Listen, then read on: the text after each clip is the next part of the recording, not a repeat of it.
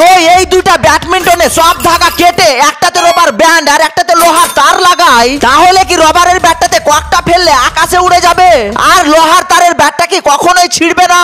তাই দেখো দোকান থেকে নতুন দুইটা ব্যাডমিন্টন নিয়ে এলাম। প্রথমে সব ধাগা কেটে ব্যাট থেকে ধাগাগুলো বার করে ফাঁকা করে দিলাম। তারপর দেখো এতগুলো রবার ব্যান্ড নিয়ে ব্যাটটাতে গাঁথতে শুরু করলাম। আর 1 ঘন্টা ধরে রবার ব্যান্ড লাগানোর পর ফাইনালি এই দেখো রবার ব্যান্ডের ব্যাডমিন্টন। এবার সবচেয়ে মুশকিল কাজ, এই ব্যাডমিন্টনে লোহা তার দিয়ে গাঁথতে হবে। কিন্তু একটা সমস্যা হয়ে গেল, ধাগা থেকে তারটা এতটা মোটা যে এর কারণে একটা ছিদ্রতে এরকম করে ডবল লাগানো যাবে না। তাই যেখান থেকে ডবল শুরু হয়েছে সেখান থেকে গাঁথতে শুরু করলাম। সত্যি বলতে তার দিয়ে গাঁথতে ধাগার চেয়ে 10 গুণ কষ্ট হচ্ছে।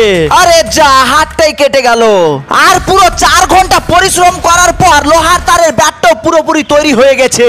প্রথমে নরমাল ব্যাটে 1 ফুট থেকে ককটা ফেলে যতটা বাউন্স হলো, রবারের ব্যাটটাতে ককটা ফেলতে নরমাল ব্যাটের থেকে অনেক বেশি বাউন্স করলো। কিন্তু লোহার তারের ব্যাটটাতে ফেলতে আরে বাউন্সই করলো না। প্রথমে আমি রবারের ব্যাটে খেলে দেখলাম ককটা হালকা লাগতে স্প্রিং এর মতো উড়ে যাচ্ছে। তারপর লোহার তারের ব্যাটটাতে ককটাকে জোরে জোরে মারতে লাগলাম।